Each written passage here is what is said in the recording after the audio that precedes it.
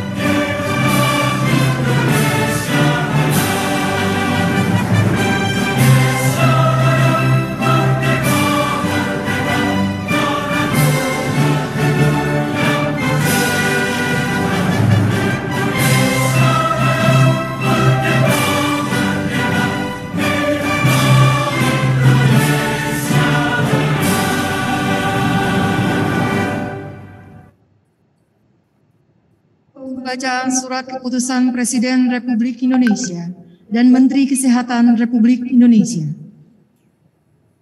Keputusan Presiden Republik Indonesia nomor 158/TPA tahun 2021 tentang pengangkatan dalam jabatan pimpinan tinggi madya di lingkungan Kementerian Kesehatan. Dengan rahmat Tuhan Yang Maha Esa, Presiden Republik Indonesia menimbang dan seterusnya, mengingat dan seterusnya, memutuskan, menetapkan dan seterusnya. Ke-1, mengangkat dalam jabatan pimpinan tinggi madya terhitung sejak saat pelantikan masing-masing. 1. Dr. Maksi Ren Rondonu DHSM MARS NIP 1995-2520-1991-03-1003 Pembina Utama Madya 4D sebagai Direktur Jenderal Pencegahan dan Pengendalian Penyakit Kementerian Kesehatan. 2. Dr. Anda Lucia Rizka Andalusia APT MPharm MARS NIP 1994-0226-1994-03-2004 Pembina Utama Muda 4C sebagai Direktur Jenderal Kefarmasian dan Alat Kesehatan Kementerian Kesehatan. 3. Dr. Gigi Arianti Anaya MKM NIP 1994-1994-1994-03-2001 Pembina Utama Madya 4D sebagai Direktur Jenderal Tenaga Kesehatan Kementerian Kesehatan. 4. Setiaji STMSI NIP 19740608, 1998031003, Pembina Utama Muda 4C sebagai staf ahli bidang teknologi kesehatan Kementerian Kesehatan. Dan kepada pejabat tersebut diberikan tunjangan jabatan struktural sesuai peraturan perundang-undangan. Kedua, keputusan Presiden ini mulai berlaku pada tanggal ditetapkan, salinan, dan seterusnya. Petikan keputusan Presiden ini disampaikan kepada yang bersangkutan untuk dipergunakan sebagaimana mestinya. Ditetapkan di Jakarta pada tanggal 6 Desember 2021, Presiden Republik Indonesia Joko Widodo. Keputusan Menteri Kesehatan Republik Indonesia nomor KP03-Menkes-6710-2021 tentang pemberhentian dan pengangkatan dari dan dalam jabatan pimpinan tinggi Pratama di lingkungan Kementerian Kesehatan. Dengan rahmat Tuhan Yang Maha Esa, Menteri Kesehatan Republik Indonesia menimbang dan seterusnya, mengingat dan seterusnya, memutuskan, menetapkan dan seterusnya. Kesatu, memberhentikan dengan hormat dari jabatannya Dr. Andi Saguni MA sebagai Kepala Pusat Analisis Determinan Kesehatan, disertai ucapan terima kasih atas pengabdian dan jasa-jasanya selama memangku jabatan tersebut. Selanjutnya mengangkat ke dalam jabatan Dr. Andi Saguni MA sebagai Direktur Utama Rumah Sakit Umum Pusat Fatmawati Jakarta. Kepadanya diberikan tunjangan jabatan sesuai dengan ketentuan peraturan perundang-undangan yang berlaku. Kedua, keputusan ini mulai berlaku pada tanggal ditetapkan. Ketiga, apabila di kemudian hari terdapat kekeliruan dalam keputusan ini akan diperbaiki sebagaimana mestinya.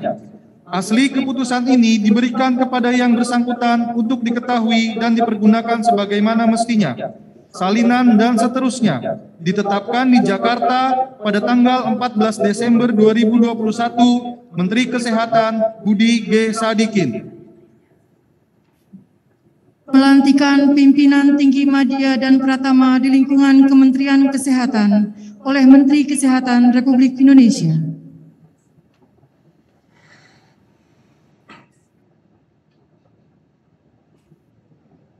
Bismillahirrahmanirrahim. Dengan memanjatkan puji syukur kehadirat Allah Subhanahu wa Ta'ala, Tuhan Yang Maha Esa, atas taufik dan hidayahnya, maka pada hari ini, Rabu, tanggal 15 bulan Desember tahun 2021, saya, Menteri Kesehatan Republik Indonesia, dengan ini secara resmi melantik saudara-saudara dalam jabatan yang baru di lingkungan Kementerian Kesehatan Republik Indonesia. Saya percaya bahwa saudara-saudara akan melaksanakan tugas dengan sebaik-baiknya sesuai dengan tanggung jawab yang diberikan. Semoga Allah Subhanahu wa Ta'ala, Tuhan Yang Maha Esa, bersama kita. Pengambilan sumpah jabatan oleh Menteri Kesehatan Republik Indonesia, masing-masing didampingi pejabat rohaniwan. Kepada pejabat rohaniwan dimohon untuk menempati tempat yang telah disediakan.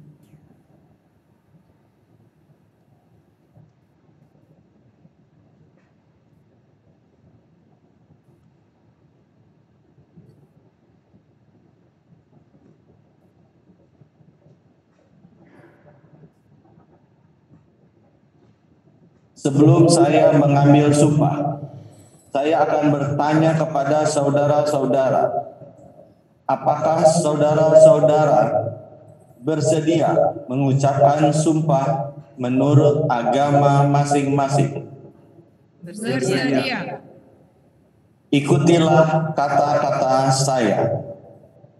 Bagi yang beragama Islam, demi Allah saya bersumpah. Demi Allah saya bersumpah demi yang beragama Kristen, demi Tuhan yang Maha Esa, saya menyatakan dan berjanji dengan sungguh-sungguh. Demi Tuhan yang Maha Esa, saya menyatakan dan berjanji dengan sungguh-sungguh. Bahwa saya akan setia dan taat kepada Undang-Undang Dasar Negara Republik Indonesia tahun 1945 Negara Republik Indonesia tahun 1945 serta akan menjalankan segala peraturan perundang-undangan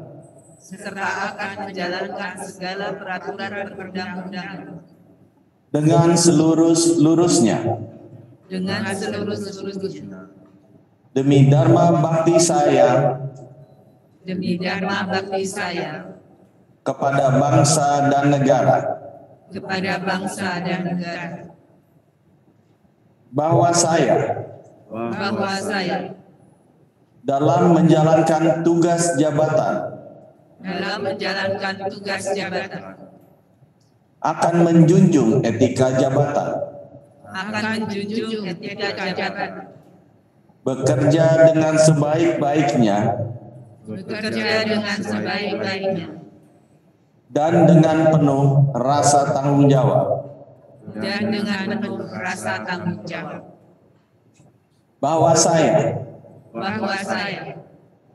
akan menjaga integritas, tidak menyalahgunakan kewenangan, serta menghindarkan diri dari perbuatan tercela.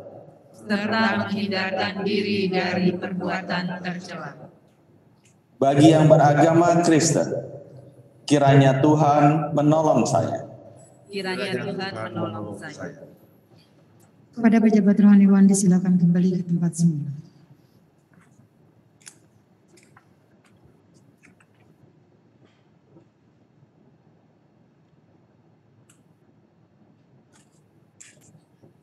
Penanda tanganan naskah berita acara sumpah jabatan secara simbolis oleh pengangkat dan pengambil sumpah disaksikan oleh Sekretaris Jenderal dan Inspektur Jenderal, dilanjutkan dengan penanda tanganan fakta integritas.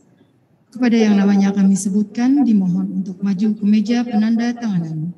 Dr. Gigi Ariyanti Anaya, MKM.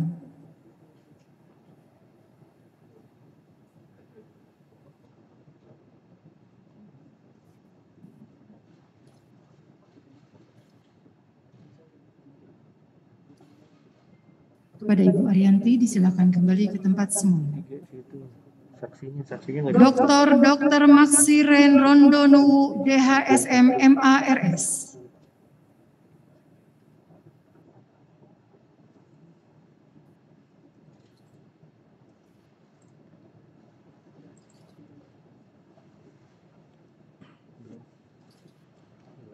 Kepada Bapak Maksi disilakan kembali ke tempat semula.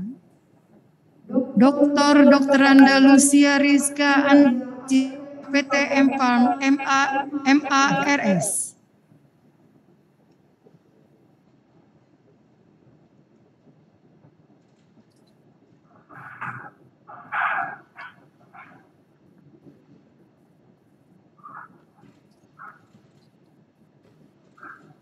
Kepada Ibu Lucia disilakan kembali ke tempat semula.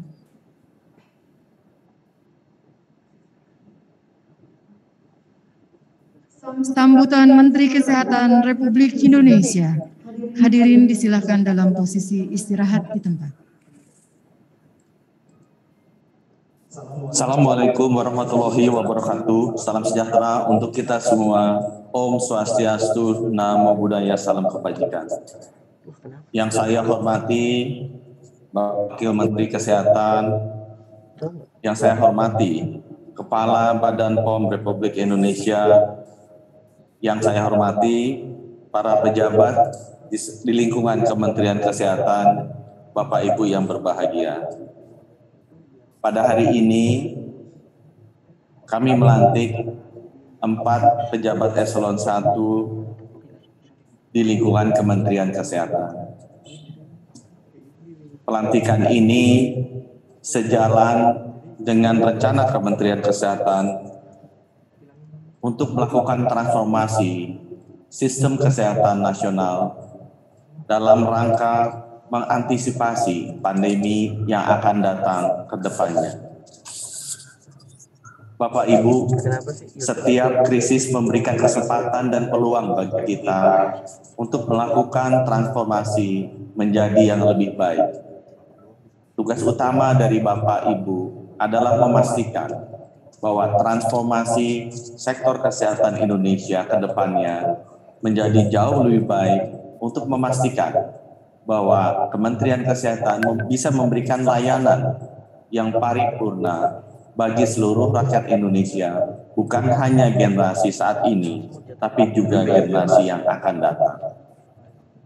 Untuk Direktur Jenderal Kefarmasian dan Alat Kesehatan, di dalam transformasi ketiga sektor kesehatan nasional yang kita canangkan, kita ingin memastikan bahwa sistem ketahanan kesehatan Indonesia jauh lebih kuat, terutama didukung oleh tersedianya obat-obatan, alat-alat medis, alat kesehatan, vaksin yang diproduksi, diteliti, dan juga didistribusikan sampai ke seluruh pelosok Indonesia.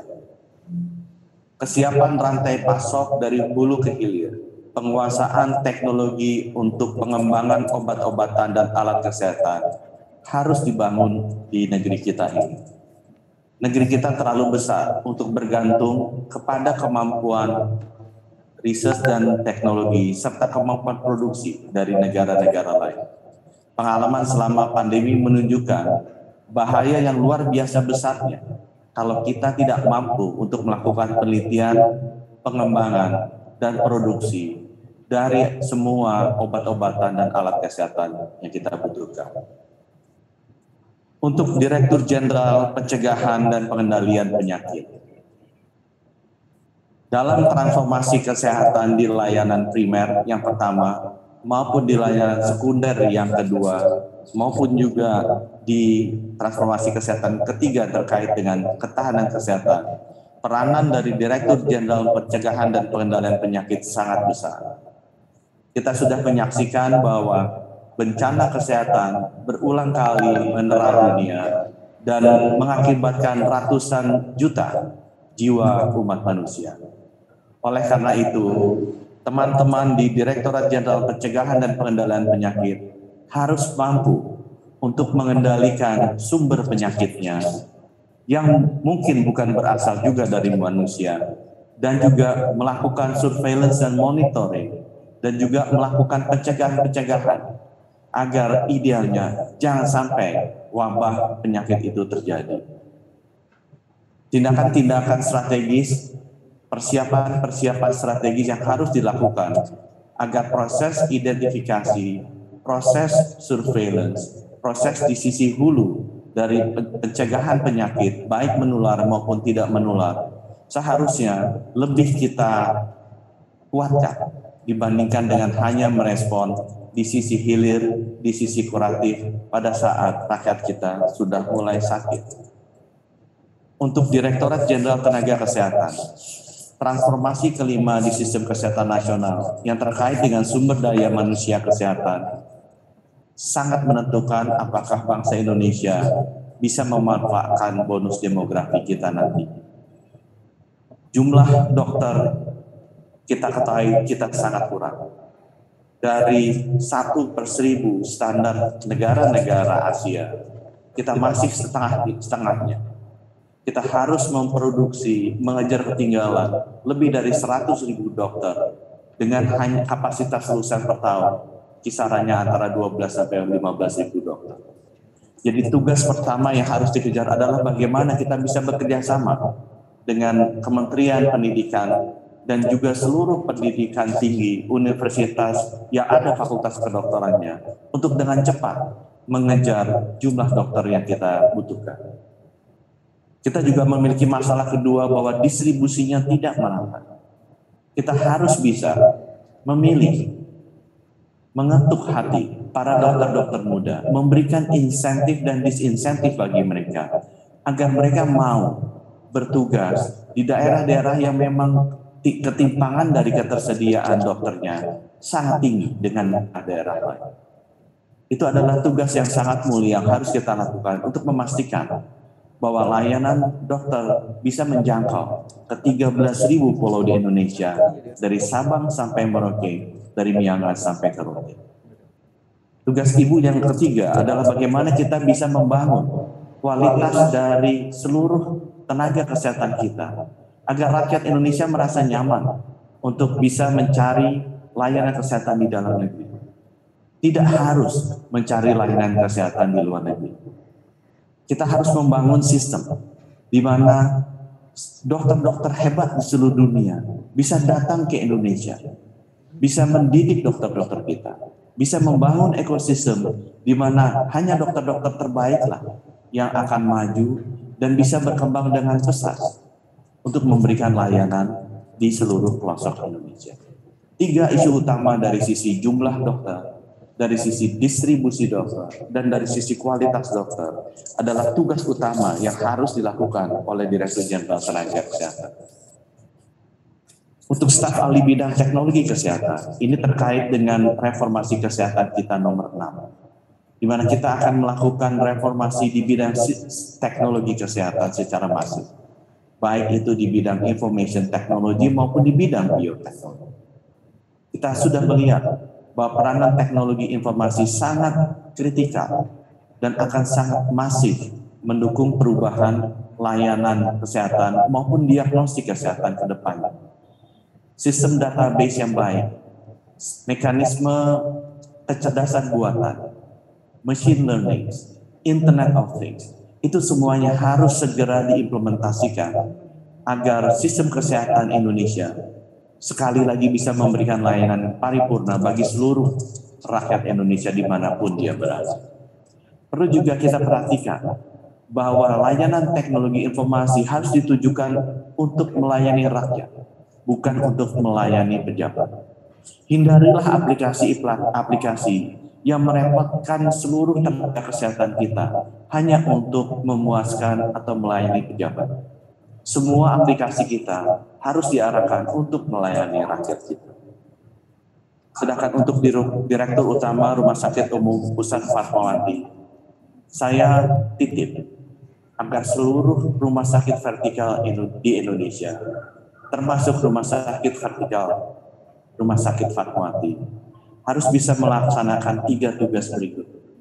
Yang pertama, harus menjadi Center of Excellence untuk bidangnya yang mereka pilih di Asia Tenggara. Jangan bangga hanya terbaik di Jakarta Selatan. Banggalah untuk menjadi yang terbaik di Asia Tenggara. Dan gampang kita melihat. Kalau kita melihat orang-orang Malaysia, Thailand, Filipina berbondong-bondong datang ke Rumah Sakit Fatmawati, itu artinya Rumah Sakit Fatmawati sudah berhasil mencapai tugas yang pertama. Bukan sebaliknya, malah rakyat kita berbondong-bondong pergi ke Malaysia, Singapura, dan Thailand untuk mencari layanan kesehatan. Yang kedua, teman-teman di seluruh rumah sakit vertikal harus bisa memastikan bahwa budaya penelitian harus dibangkitkan. Bekerja samalah dengan perguruan tinggi negeri yang ada di daerah masing-masing. Lakukanlah riset-riset, berilah kesempatan dokter-dokter di Rumah Sakit Fatmawati untuk bisa melakukan riset dan masuk ke jurnal-jurnal internasional ternama. Hampir setiap hari saya menerima riset mengenai COVID-19 yang ditulis oleh banyak dokter-dokter di seluruh negara, kecuali negara Indonesia. Padahal penyakit COVID-19 ini sangat banyak di negara Indonesia. Dan saya tahu bahwa banyak dokter-dokter yang mampu untuk melakukan riset ini. Tugas yang ketiga adalah tolong dipastikan bahwa Rumah Sakit Fatmawati harus menjadi pengampu bagi rumah sakit lain di daerah sekitarnya dan di seluruh Indonesia. Bangunlah jaringan rujukan untuk layanan-layanan yang Rumah Sakit Fatmawati merasakan layanan terkuat dari Rumah Sakit Fatmawati. Didiklah semua rumah sakit terdekat agar tidak perlu rakyat kita itu antri untuk masuk ke Rumah Sakit Fatmawati menerima layanan tersebut. Didiklah sampai seluruh pelosok Indonesia, rumah sakit daerah, rumah sakit swasta, agar orang-orang di pelosok-pelosok daerah, di pulau-pulau terpencil, tidak perlu datang ke rumah sakit di ibu kota provinsi, tidak perlu datang di rumah sakit di Jakarta untuk memperoleh layanan tertentu. Semakin banyak rumah sakit yang diampu dan dibina oleh Rumah Sakit Fatmawati adalah ciri keberhasilan dari Bapak sebagai Direktur Utama. Bapak Ibu, saya juga titip pesan kepada seluruh jajaran Kementerian Kesehatan. Mari kita dukung pejabat-pejabat eselon 1 Kementerian Kesehatan kita yang baru ini untuk bisa mentransformasi Kementerian Kesehatan menjadi kementerian yang terbaik, yang dibanggakan, yang ternama bukan hanya di Indonesia, bukan hanya di Asia, tapi juga di seluruh dunia. Terima kasih. Wassalamualaikum warahmatullahi wabarakatuh. Om Santi Santi Santi Om. Hadirin dimohon kembali ke sikap sempurna. Memperdengarkan lagu Bagimu Negeri.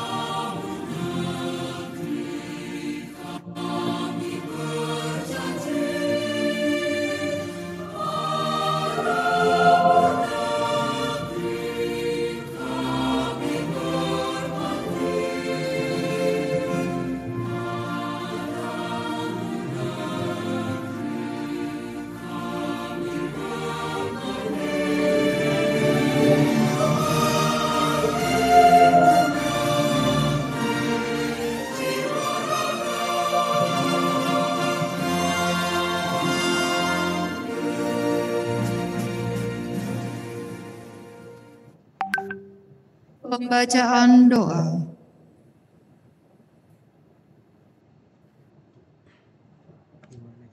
Hadirin, marilah kita panjatkan doa kepada Allah SWT, Tuhan yang Maha Kuasa, sesuai dengan iman kita masing-masing.